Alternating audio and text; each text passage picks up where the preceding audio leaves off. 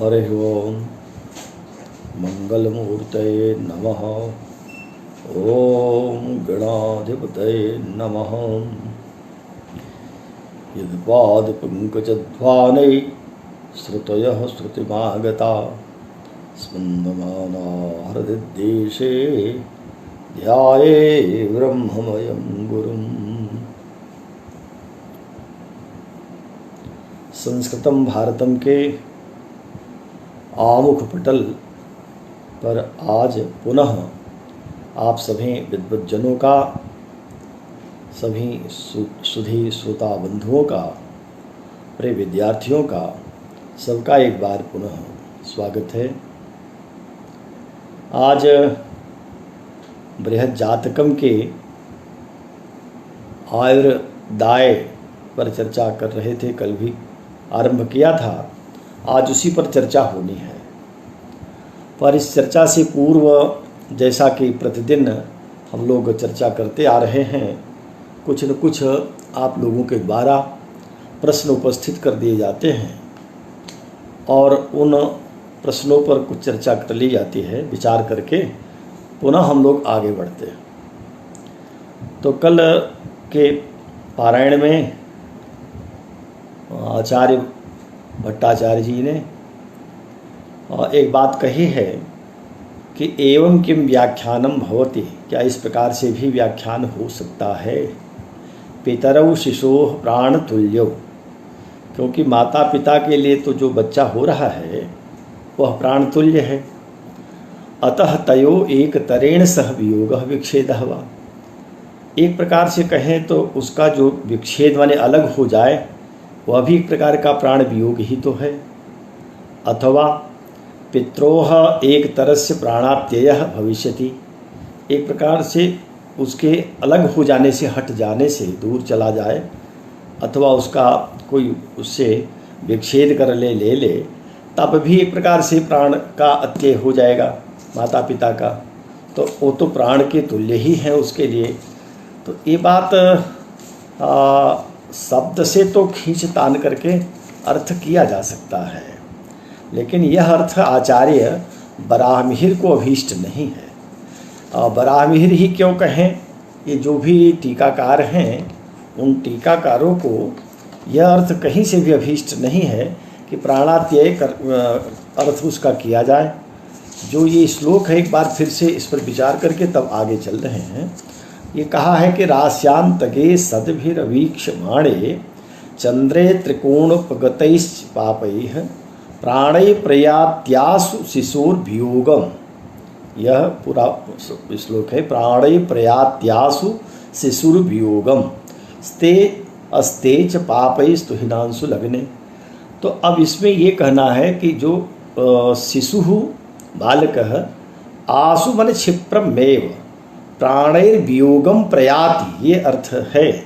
इसका अन्वय जो प्राणै प्रयत्यासु शिशुर्वियोगः है, तो अन्वय करना होगा कि प्राणैर्वियोगम प्रयाति, प्राण का ही वियोग हो जाता है। प्राण से आप कहना चाह रहे हैं कि शिशु भी तो प्राण ही है अपना, माता पिता का शिशु भी प्राण है, लेकिन ये विच्छेद का प्रसंग नहीं, ये अरिष्ट का प्रसंग है। अरिष्ट माने जहाँ जीवन का को संकट हो रहा है, जीवन से मृत्यु ही हो जाए, ये अरिष्ट है। अरिष्ट वाला अरिष्ट हो या आयु का प्रकरण हो, तो ये अरिष्ट का अभिप्राय है कि यहाँ प्राण से ही विच्छेद हो जाए। प्राण का विच्छेद होना, प्राण का वियोग होना, तो यही टीकाकारों ने कहा प्राणे वियोगम आसु प्रयाति सद्यो म्रियते इत्यर्थः, माने उसकी सद्य मृत्यु होती है जातक की, ये प्राण का वियोग है उस जातक का।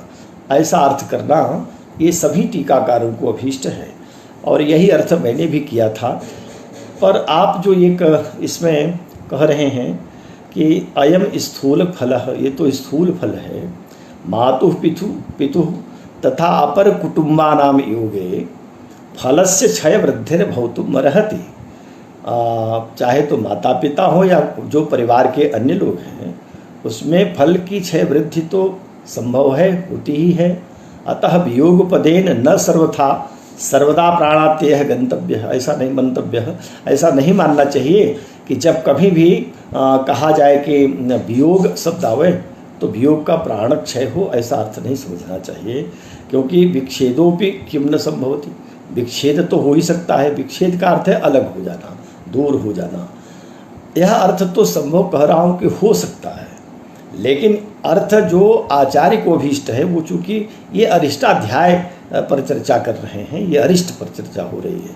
इसके पूर्व में जहाँ जन्मकाल विधि या लक्षण कहा है, सूतिकाध्याय कहा है, अथवा आगे जहाँ कहेंगे तो वहाँ कैसे वियोग होता है, दूरी होती है, विच्छेद होता है, इसकी भी चर्चा आगे आएगी, पहले भी आ चुकी है। और यहाँ जो बात हो रही है ये सद्यो अरिष्ट की ही बात हो रही थी कि शीघ्र कैसे मृत्यु होती है, अथवा बालारिष्ट में जो 8 वर्ष तक माता पिता के कृत्य से मृत्यु होते हैं, 12 वर्ष तक होती है। तो इसकी चर्चा करते हुए ये बात कहा है, ये सिद्धांत स्थापित किया है। इसलिए मेरा अपना मानना है कि जो हमारे टीकाकारों ने कहा, जो आचार्य बराहमिहिर को अभीष्ट है, वह उसका अर्थ इतना ही करना ठीक है कि शिशु क्षिप्रमेव प्राणेर वियोगम प्रयाति, उसके प्राण का वियोग होता है, माने प्राण चला जाता है, यही अर्थ करना ठीक लगता है। और अगर शब्दों को खींच तान कर अर्थ किया भी जाए तो वह सिद्धांत के अनुरूप नहीं होगा। केवल शब्दों से अर्थ तो अनेक निकल सकते हैं, लेकिन अनेकार्थक जो होंगे उसको अगर हम सिद्धांत से मेल नहीं कर पा रहे हैं तो वो सारे अर्थ केवल एक प्रकार से मन को सुख तो दे सकते हैं, अपने को ये तो लगेगा कि ये भी एक अर्थ है, लेकिन वह सिद्धांत नहीं बनेगा। इसलिए अस्तु यहीं तक। अब एक प्रश्न गणेश मिश्र ने भी कर लिया। वो कहते हैं कि जो 80 शशांक वाला श्लोक आपने पढ़ा है उसमें बता दिया कि शनिवार हमें हो और नवम में सूर्य आदि हों, चंद्रमा लग्न में हो और अष्टम में मंगल हो आदि आदि। तो कह रहे हैं कि अगर इसी को राशि परिवर्तन ग्रह कर लें, जैसे सूर्य चला जाए मंगल के घर में और मंगल चला हुए सूर्य के घर में, तो ये द्वादश का अष्टम से परिवर्तन हो जाए, अथवा किसी का परिवर्तन राशि परिवर्तन कर लें ग्रह, तब क्या होगा? तो उस समय राशि परिवर्तन करें, उच्च के हो जाएं, नीच के हो जाएं, शत्रु के क्षेत्र के हो जाएं, बलवान हो जाएं, निर्बल हो जाएं, कुछ भी हो जाए, लेकिन यदि उन भाव में ग्रह बैठ गए जिन ग्रहों को कहा, और केवल एक ग्रह के लिए नहीं है, ये 5 ग्रहों का नाम लिया, 5 ग्रह उन भाव में अगर बैठ रहे हैं तो चाहे राशि परिवर्तन किए हों और चाहे तो नवांश में परिवर्तन किए हों, नवांश में एक दूसरे के हों या किसी वर्ग में किसी के हो जाए, अरिष्ट योग बना रहेगा, अरिष्ट योग समाप्त नहीं होगा। दूसरी बात, एक सुधांशु रंजन मिश्र ने कहा, प्रश्न किया कि संज्ञा विचार में आपने त्रिकोण का अर्थ जब संज्ञा विचार कर रहे थे संज्ञाध्याय, तो वहाँ त्रिकोण का अर्थ आपने कहा था 1 5 9 होता है त्रिकोण, और ये बात तो ठीक भी है, क्योंकि पहले को अगर नहीं ग्रहण किया जाए, केवल 5वें 9वें को लिया जाए तो त्रिकोण बनता ही नहीं, 5 9 से त्रिकोण पूरा नहीं हुआ। तो कह रहे हैं कि तब अब जब कहीं भी श्लोक आ रहा है और त्रिकोण शब्द आता है तो उसका आप अर्थ 5 और 9 ही करते हैं। तो क्या ये एक जो लग्न है, हाँ कहीं कहीं लग्न की चर्चा आ जा रही है, तब त्रिकोण आवे तब तो ठीक है कि लग्न भी आ गया, और जहाँ लग्न की चर्चा न हो, केवल त्रिकोण हो, तो पहला स्थान क्यों न ग्रहण करें, ये इनका प्रश्न है। हाँ, ये इस विषय में कहना है कि देखें, लग्न ऐसा स्थान है जो केंद्र भी है और त्रिकोण भी है। केंद्र भी अगर बनाना चाहेंगे तो 4 7 10 केंद्र नहीं हो सकता। केंद्र बनाने के लिए लग्न को भी लेना आवश्यक होगा, 1 4 7 10 होता है। तो जब केंद्र भी हो गया लग्न और त्रिकोण भी हो गया तो प्रायः वो कामन हो गया है। इसलिए लग्न स्थान जब कहेंगे तब तो निश्चित ही है कि वो लग्न स्थान एक तय हो गया, उसमें केंद्र भी आ गया है, त्रिकोण भी आ गया। और अगर त्रिकोण कहते हैं तो लग्न की चर्चा कर दिया है, तब तो त्रिकोण 5 9 है ही, और लग्न की चर्चा नहीं भी किया है तो केंद्र की चर्चा कर रहे हैं, तब भी वहाँ त्रिकोण में एक को छोड़ना होगा। इसलिए जहाँ कहीं भी विशेष रूप से कहना होगा तो त्रिकोण के साथ साथ लग्न कहेंगे, और केंद्र अगर कह रहे हैं तो केंद्र में भी कहीं लग्न कहेंगे, कहीं केंद्र कह देंगे। तो ऐसी स्थितियों में जहाँ त्रिकोण आ रहा है वहाँ लग्न के साथ त्रिकोण 5-9 है, और कहीं लग्न नहीं कहा जा रहा है तब भी 5-9 है। कब हम लग्न को ग्रहण करें? तो लग्न को तब ग्रहण करेंगे जब विशेष उसके लिए कोई एक अलग से आचार्य कहेंगे। ये बात होगी। दूसरी बात पूछा आपने, यही सुधांशु रंजन जी ने, कि जहाँ अरिष्ट भंग में शुभ ग्रहों की दृष्टि, बात कही गई कि शुभ ग्रहों की दृष्टि हो जाए, तो क्या जो ये दृष्टि है किस प्रकार की दृष्टि को हम ग्रहण करें? माने दृष्टि तो पूर्ण दृष्टि होती है और त्रिदश त्रिकोण चतुरष्ट दृष्टि है, तो हम क्या 7 प्रकार की दृष्टि लें या केवल पूर्ण दृष्टि लें? यहाँ भी यही कहना है कि दृष्टि का अर्थ ही है, जब उन्होंने कहा देखना, तो उसको आप न्यूनाधिक तो समझ सकते हैं कि पूर्ण दृष्टि नहीं है तो कुछ कम उसका परिणाम रहेगा, लेकिन दृष्टि तो दृष्टि है। संपूर्ण दृष्टियों को सर्वत्र देखना होगा, केवल इसी एक प्रसंग में नहीं, सभी प्रसंगों में दृष्टि, अर्ध दृष्टि भी और एक चरण की दृष्टि भी कभी कहीं बहुत कार्य करते हैं। इसलिए शुभ ग्रहों की दृष्टि से अभिप्राय है कोई भी दृष्टि होगी तब उसको हम मान्य कर लेंगे। अस्तु, इतने ही प्रश्न थे, इन प्रश्नों पर ये विचार हो गया। अब आए, ये बात कही गई जो कल आयुर्दाय हम लोग आरंभ किए थे, उस आयुर्दाय में ये बात पहला श्लोक था जिसकी चर्चा हो तो गई थी, लेकिन मन अभी पूरा संतुष्ट नहीं हुआ था, दोबारा फिर बताने का अवसर नहीं रहा, समय हो गया था। एक बार इस श्लोक पर फिर ध्यान दे लें, फिर आगे प्रसंग आगे बढ़ाते हैं। पहला श्लोक है, मय यवन मणित्थ शक्तिपूर्वै देवसकरादिषु वत्सरा प्रतिष्ठाः नवतिथि विषयास्विभूत रुद्रै दश सहिता दशभिः सुतुंग भेषु। मय आचार्यमय, मयासुर, ये भी ज्योतिष के प्रकांड विद्वान है, और सूर्य सिद्धांत तो मय की कृपा से ही आज भी विद्यमान है। यवन, यवनाचार्य, आचार्य यवन, मणित्थ, आचार्य मणित्थ, शक्ति, शक्ति एक क्षण व्यवधान कर रहा हूँ, बस तत्काल बात करूँगा।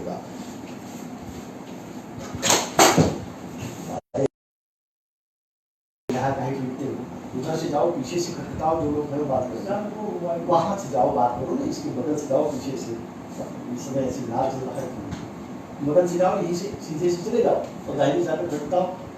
अरे सीधे सीधे जाओ, सीधे जाओ, और दाहिने हो जाओ, वहीं से आगे जाकर गेट में खटखटाओ।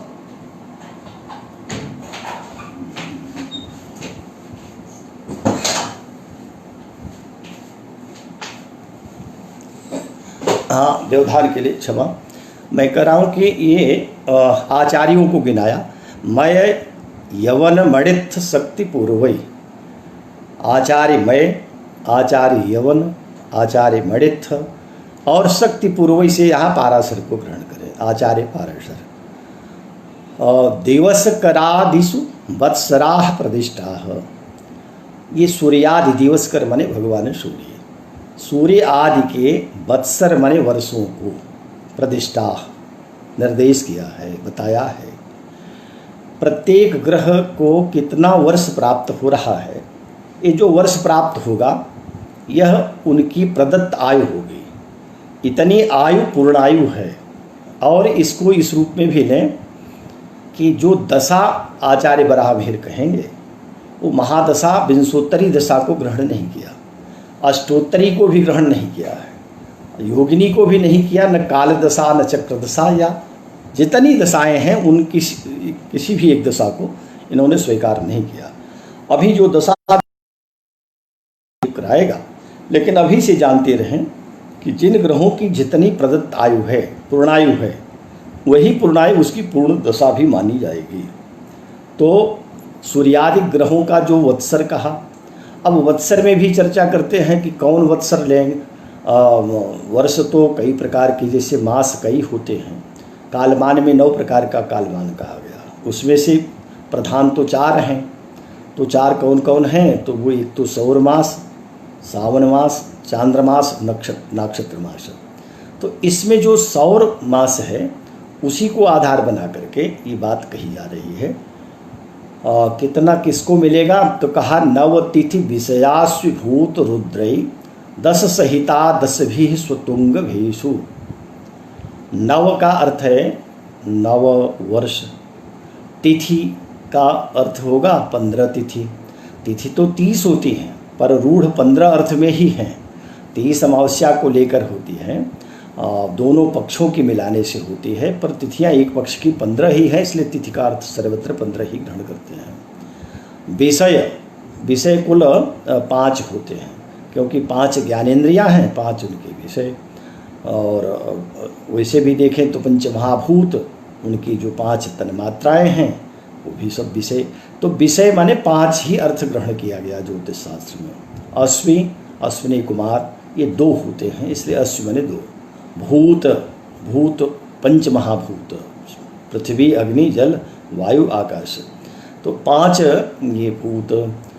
और फिर कहा रुद्रई, रुद्र माने 11, 11 रुद्र होते हैं, इसलिए 11 अर्थ। और 10, फिर 10 माने 10। सहिता 10 भी सहिता, इनमें 10 जोड़ते जाएंगे सब में। और ये क्रमशः प्रत्येक ग्रह का, सूर्यादि ग्रहों का 10 भी स्वतुंग भेषु, अपने तुंग भेष माने राशि, उच्च राशि में जब ये हों, परमोच्च में जब हों, जितना परमोच्च कहा गया, परमोच्च का अंश भी पहले आ चुका था, वो दिग्भिर गुणै अष्टयमई सरेकै भूतैव संख्यै नख संवितैस्य।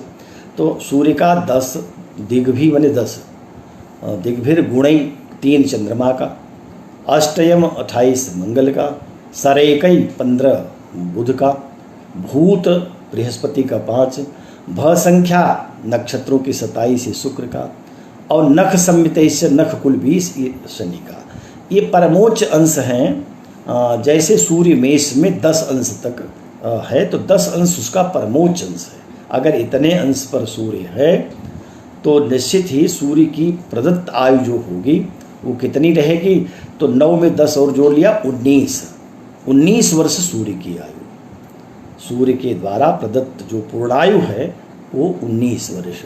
और तिथि माने 15, और उसमें 10 जोड़ा तो 25, ही चंद्रमा की आयु हो गई। और फिर मंगल की विषय, विषय माने 5, इसमें भी 10 जोड़ा तो 15 मंगल की। पुनः बुध की अश्वी 2 और 10 जोड़ा तो 12 वर्ष पूर्णायु, जब ये अपने उच्च में परमोच्च में होंगे तब, तो 12 बुध की। बृहस्पति का भूत माने 5, 10 जोड़ा 15, तो बृहस्पति की 15।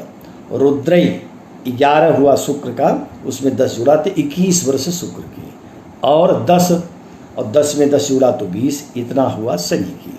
ये जब अपने पूर्ण उसमें होंगे परमोच्च में, तब इनकी पूरी आयु प्राप्त होगी। अब इसके बाद भी आयु थोड़ी और है, वो लग्न की आयु होगी। तो लग्न को लेकर इन 8 ग्रहों की जो पूर्णायु होती है, अगर सभी ग्रह पूर्ण में हो, ऐसा होता नहीं, अगर सभी हों तब अपनी प्रदत्त आयु को वो पूरा देते हैं। यदि उसमें कमी है तो उसको आगे वाले श्लोक से स्पष्ट कर रहे हैं। ये पहले श्लोक का अर्थ हो गया। अब दूसरे को देखें तो दूसरा है नीचे तोर्धम ह्रसत हि ततश्चान्तरस्थेनुपातो होरात्वंस प्रतिमपरे रासतुल्यं वदन्ति हित्वा वक्रम रिपुगृहे गतैर् हीयते स्वत्रिभागः सूर्योक्षिन्नद्युतिश्च दलं प्रोज्य शुक्रार्क पुत्रौ। अर्थ होगा नीचे तोर्धम ह्रसत ही, जो ग्रह उच्च के परमोच्च में होने पर अपनी जितनी आयु प्रदान कर रहे हैं, यही ग्रह जब नीच के हो जाएंगे तो अर्धम ह्रसति, आधा हरण कर लेंगे। तो जैसे सूर्य की प्रदत्त आयु 9, 10, 19 कही गई, तो अगर ये उतना ही नीच के परम अंश में आ जाए, माने 10 अंश का तुला में हो जाए, तब ये अपनी आयु का आधा कर देगा। माने 19 का आधा 9.5 वर्ष, 9 वर्ष 6 महीने हो जाएगा। इसी तरह से सभी ग्रहों का समझ लें, जब ग्रह नीच के हो जाएंगे तो वो अपनी प्रदत्त आयु को आधा कर देंगे।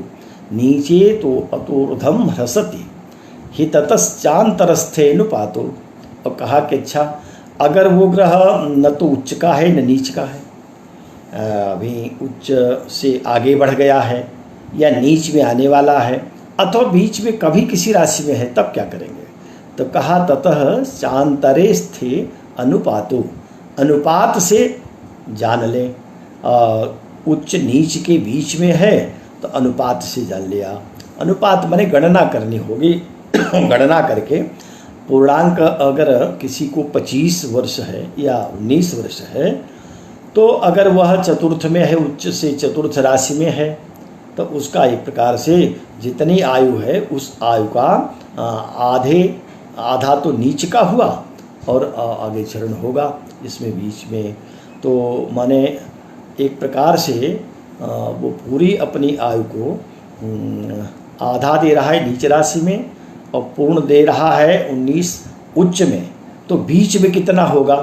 तो यह अनुपात से निकाल लिया जाएगा। इसीलिए कह रहे हैं कि होरा ततश्चांतरस्थे अनुपातो, अनुपात के द्वारा मध्य की आयु को समझना चाहिए, जानना चाहिए। अब फिर कह रहे हैं होरा त्वंस प्रतिमम अपरे रास तुल्यम वदन्ति। रास तुल्यम वदन्ति होरा त्वंस, होरा माने लग्न और अंश नवांश।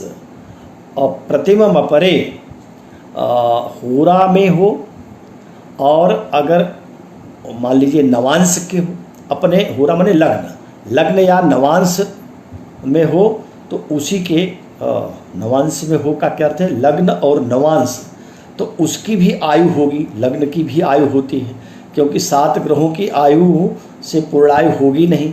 इसलिए जब होरा माने लग्न का जो नवांश होगा उसके तुल्य जो होगा होरा त्वंस और प्रतिमा परे, तो होरा माने लग्न के नवांश के तुल्य भी आयु और जोड़ लेनी चाहिए। लेकिन अपरे जो दूसरे लोग हैं, अन्य आचार्य, ये आचार्य बराहमिहिर ही बता रहे हैं कि उनके समय के पूर्व तक अपरे दूसरे आचार्य करें राशि तुल्यम वदन्ति, लग्न के नवांश से नहीं बल्कि लग्न की राशि के अनुपात से उसके तुल्य जितना वर्ष है उतना वर्ष जोड़ लें। ये दूसरे आचार्यों का एक वर्ग का ये भी मानना, अपरे माने एक वर्ग, आचार्यों का एक वर्ग मानता है कि नवांश में जितनी राशि व्यतीत हो गई, मान लीजिए कि कोई जो है तुला लग्न में जन्म लिया, उसका हुआ, तो तुला लग्न से अभी कुल तुला माने 7वीं लग्न है, इसलिए 7 वर्ष, कुंभ है तो 11 वर्ष। अब उसमें बाकी अनुपात करना होगा, भुक्त जो भोग्यांश बचा है उसका अनुपात करके ही बताएंगे। तो ये कह रहे हैं कि 2 मत यहाँ हैं।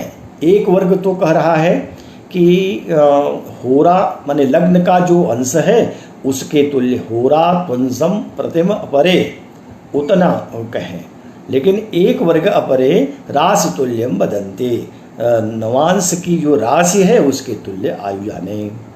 फिर कहा हित्वा वक्रम रिपुगृह गतई, हित्वा माने छोड़ करके, वक्र माने वक्र ग्रह को छोड़ करके। तो वक्र ग्रह, एक तो वक्र ग्रह मंगल का ही नाम था, दूसरा वक्र का अर्थ है वक्री ग्रह। तो यहाँ अर्थ बराहमिहिर तो वक्री अर्थ ही कर रहे हैं, लेकिन अन्य किसी आचार्य ने वक्र से केवल मंगल को छोड़कर कहा, और ये मत बादरायण का भी है।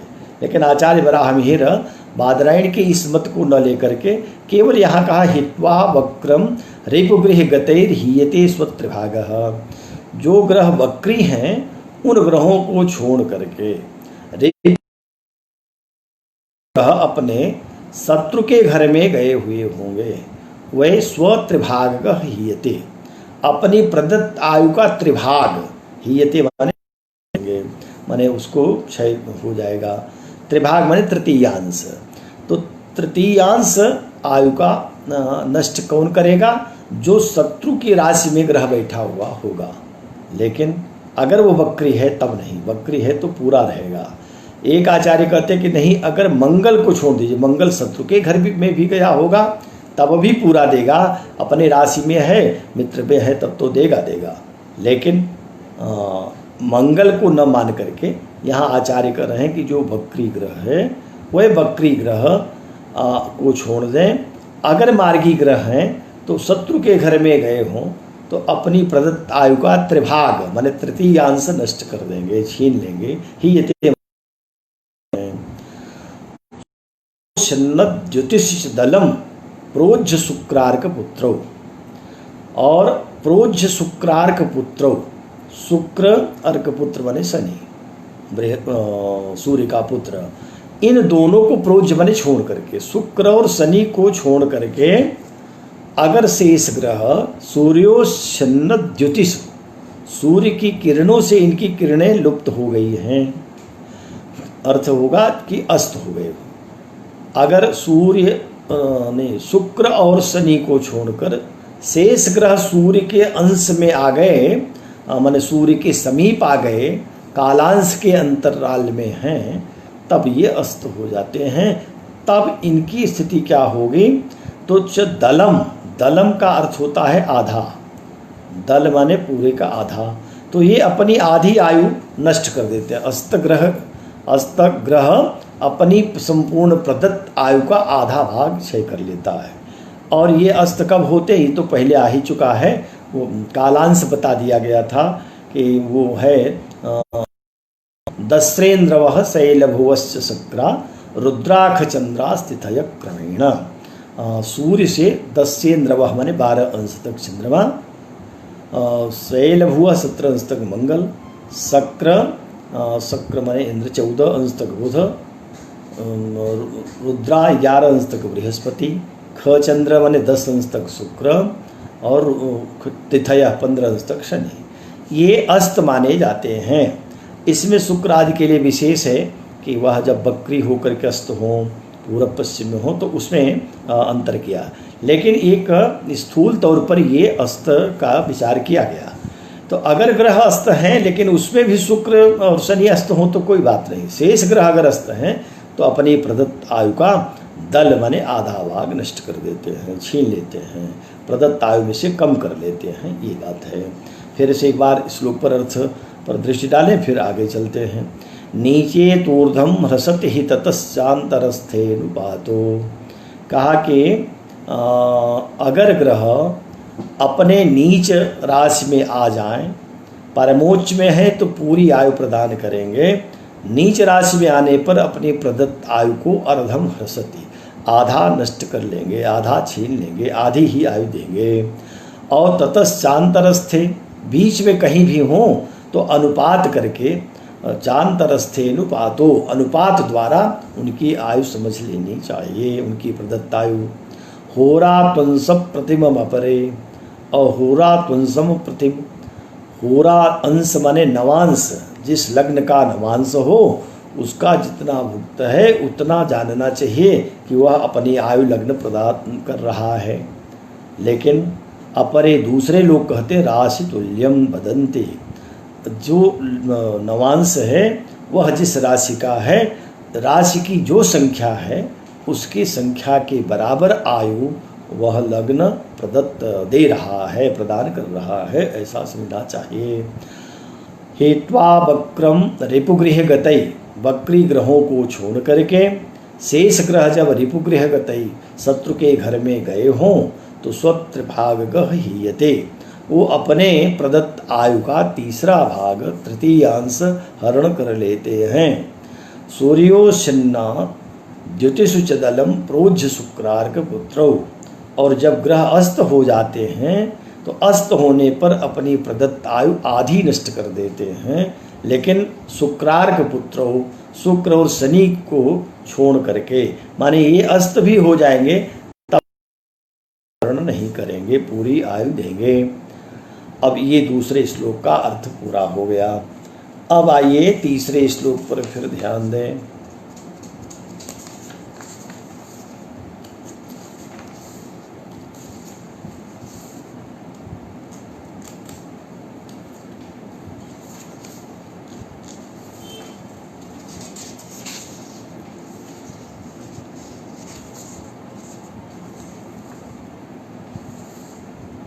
दो के बाद तीसरा श्लोक आचार्य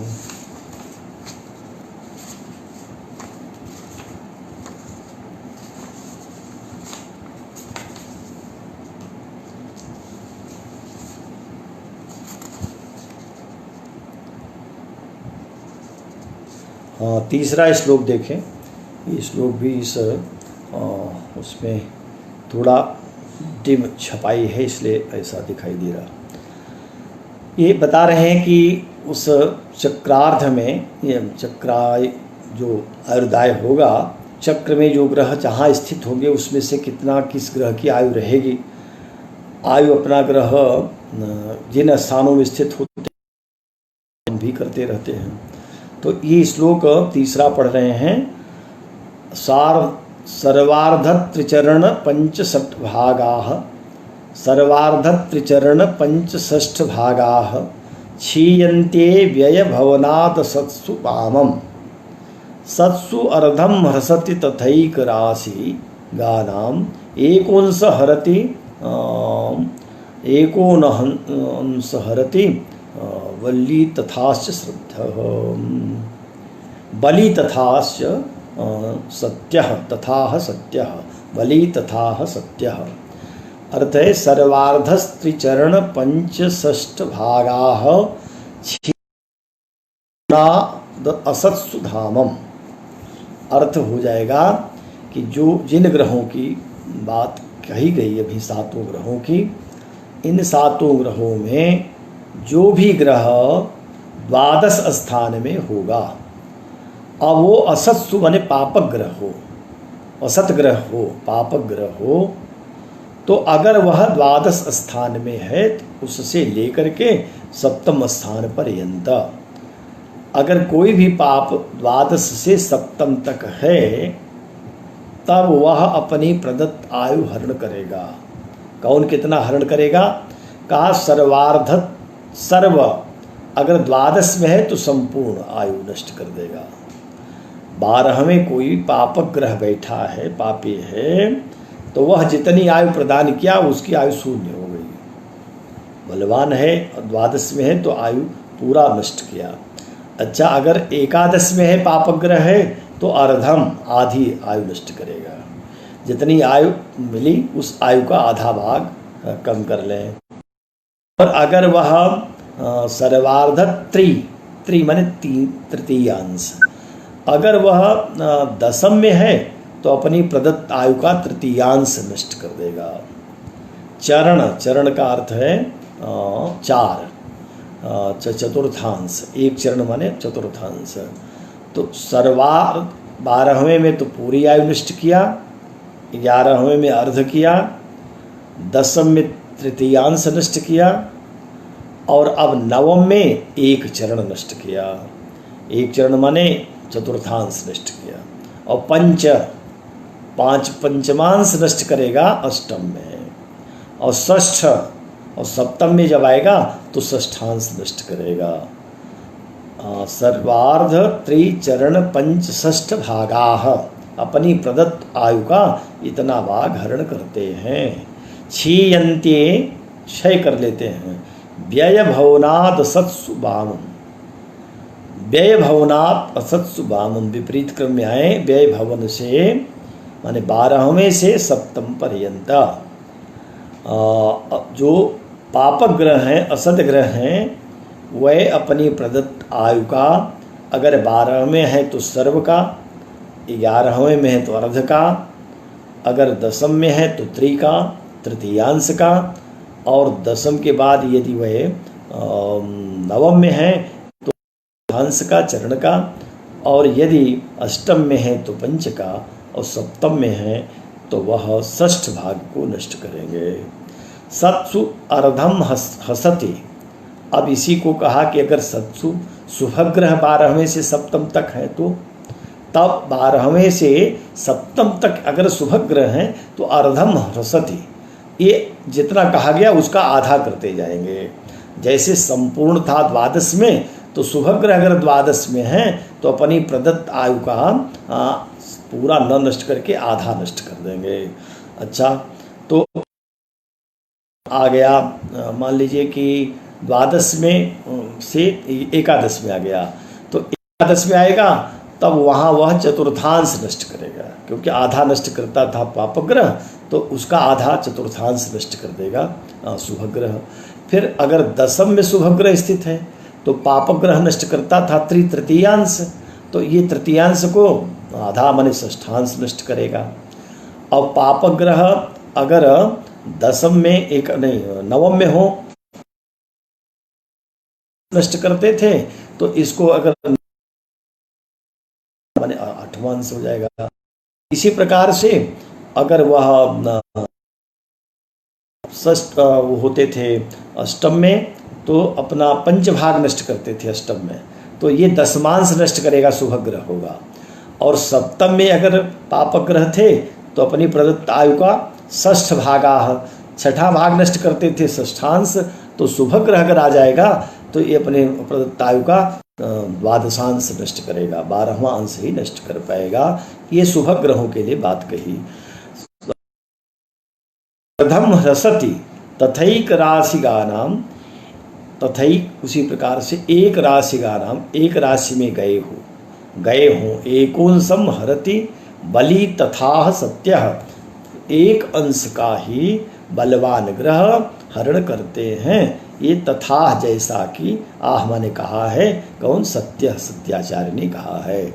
अगर इन्हीं स्थानों में कोई एक ग्रह से ज़्यादा ग्रह हो जाए, ऐसा भी तो हो सकता है, तो एक राशिगानाम एकोंश, अगर एक राशि में कई ग्रह उपस्थित हो गए हैं, ज़्यादा से ज़्यादा ग्रह हो गए हैं, तो जो ग्रह बलवान है उसी को समझना चाहिए कि अपनी प्रदत्त आयु का उतनी भाग नष्ट करेगा। और ये बात सत्याचार्य के द्वारा कही गई। फिर से एक बार पूरे का अर्थ देख लें।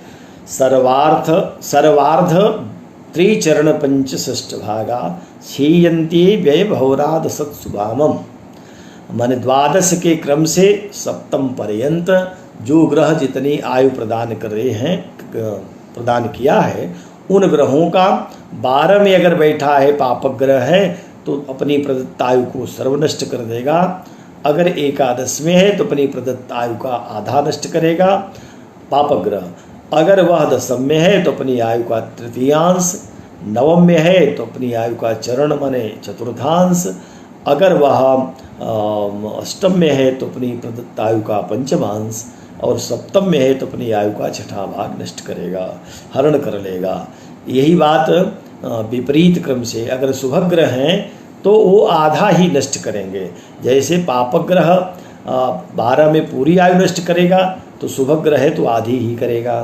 ऐसे ही अगर पापग्रह 11वें में आधा नष्ट करता है तो ये आधा न करके चतुर्थांश करेगा शुभ ग्रह। तो इस क्रम से सत्सु अर्धम ह्रसति तथैक राशिगानाम, इसी तरह से अगर एक ही राशि में शुभग्रह पापग्रह दोनों स्थित हों तो उसमें जो बलवान होगा उस बलवान ग्रह के अनुसार वो अपनी प्रदत्त आयु का उतना भाग ही नष्ट करेगा, शेष के लिए बात नहीं होगी। तो ये बात तीसरे श्लोक की हो गई। अब तीसरा श्लोक स्पष्ट हुआ, चौथे श्लोक में आ जाइए। चौथा श्लोक है सार्धोदितोदित नवांस हता समस्ताः भागोष्टयुक्त सत संख्यमुपैति नाशम क्रूरे विलग्न सहिते विधिना त्वनेन सौम्येक्षिते बलमतः प्रलयम प्रयाति। अर्थ हो जाएगा कि सार्धोदितोदित नवांस हता समस्ताः, ये सार्धोदित शब्द को लेकर के, सार्धोदितोदित नवांश को लेकर के कुछ आचार्यों ने व्याख्या में अपनी टीका में मतांतर उपस्थित किया है। एक कहते हैं सार्धोदितोदित नवांश, अयंगर साहब ने कहा कि अर्धोदितेन नवांशकेन सहिता उदित नवांश का। इसका अर्थ है कि अर्ध उदित नवांश के सहित जो उदित नवांश है उसको सार्धोदित नवांश कह लीजिए। और इसी को अन्य ने कहा कि मेषादि राशि से, तो दूसरे टीकाकार ने कहा कि सार्धोदितोदित नवांश हतात इत्यनेन मेष प्रथम नवांशकादि सार्धोदितोदित नवांश पर्यंतम वांछन्ते, माने मेष राशि के से लेकर के जिस राशि का नवांश आ रहा है, लग्न का नवांश, लग्न से ही नवांश को देखना है, तो जिस राशि का नवांश लग्न है वहाँ तक गिनेंगे तब सार्धोदित नवांश होगा। यह अलग अलग टीकाकारों ने कुछ मतांतर रखते हुए कहा। अब इसको समझना है, देखें इसमें एक बात तो कही कि क्रूरे विलग्न सहिते विधिना तो नहीं न, अगर लग्न में क्रूर ग्रह पापक ग्रह बैठा हो तब इस विधि को अप्लाई करना है, तभी इस विधि का प्रयोग करना है। अगर क्रूर ग्रह लग्न में नहीं है तब प्रयोग नहीं करना है, तब इस विधान को नहीं मानना है।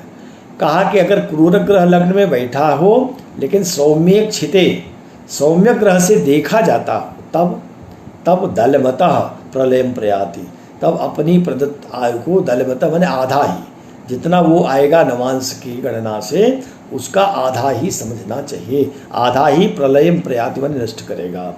अब अर्थ करें कैसे होगा, तो कहा सार्धोदितोदित नवांश।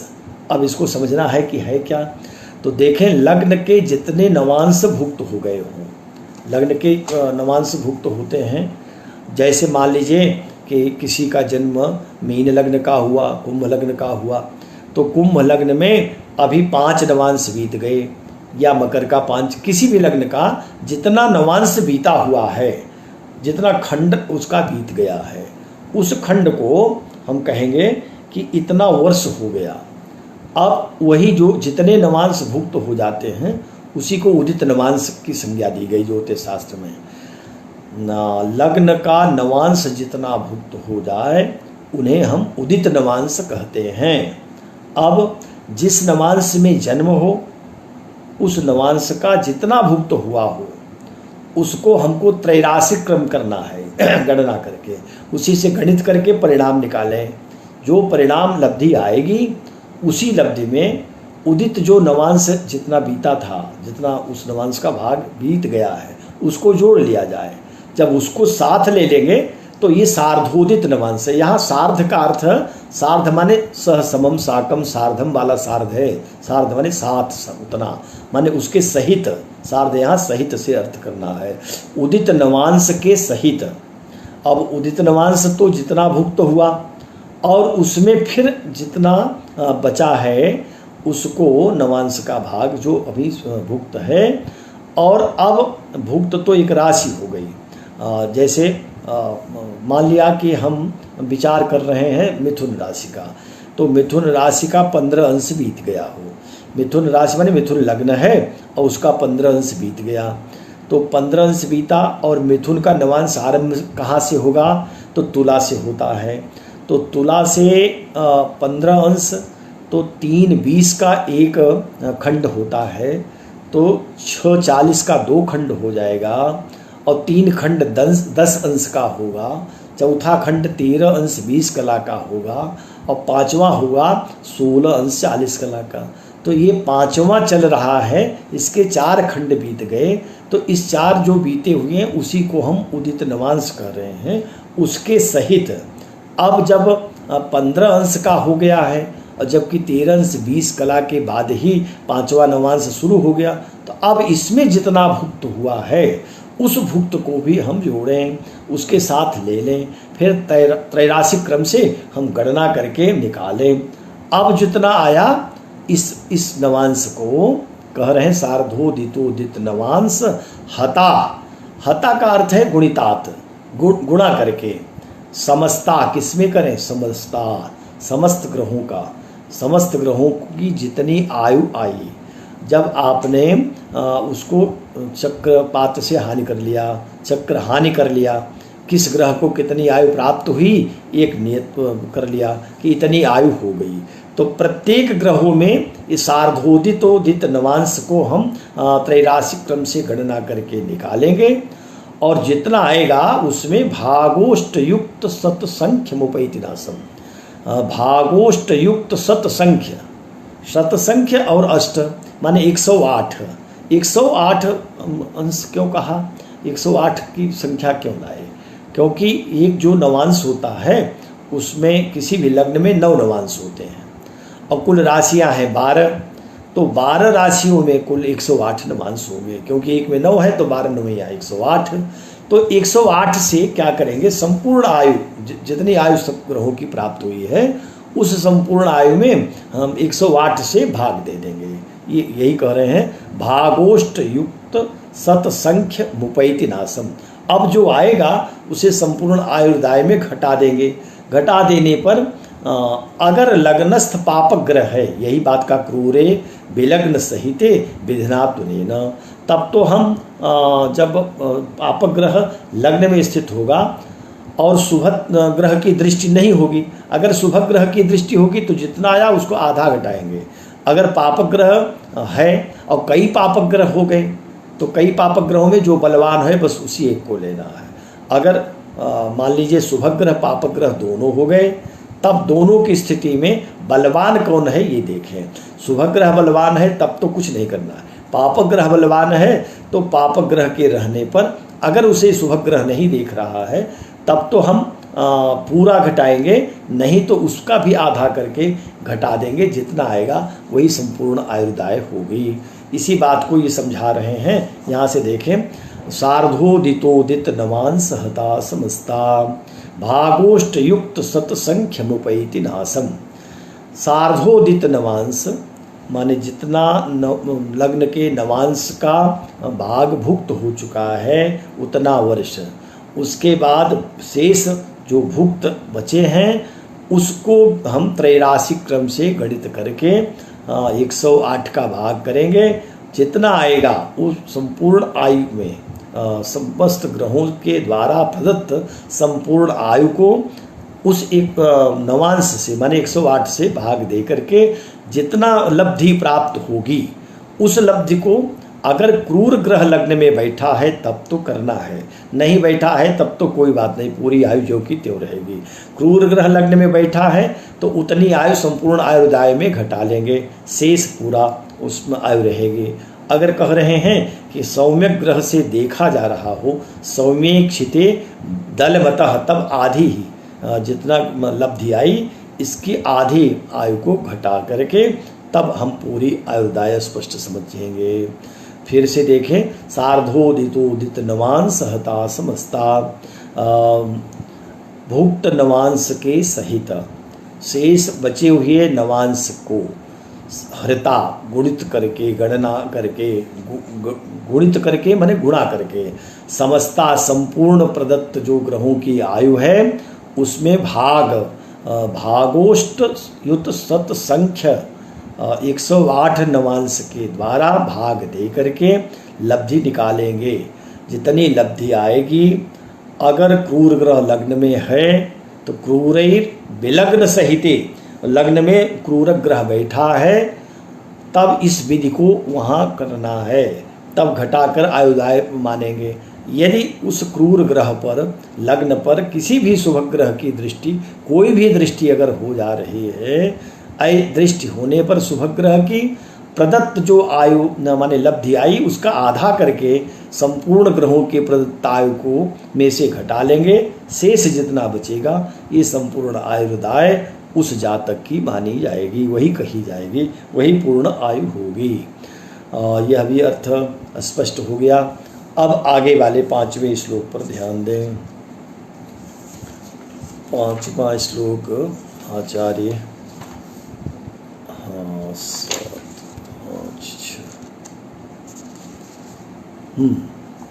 अब मनुष्यों की जो परमायु है, मनुष्य ही नहीं संपूर्ण की, सब लोगों की माने जीव जंतुओं की भी, उसको बता रहे हैं कि अधिकतम कितनी आयु किसकी हो सकती है। अगर वो पूरी आयु अपने जीवन में जिए तब कितना रहेगा।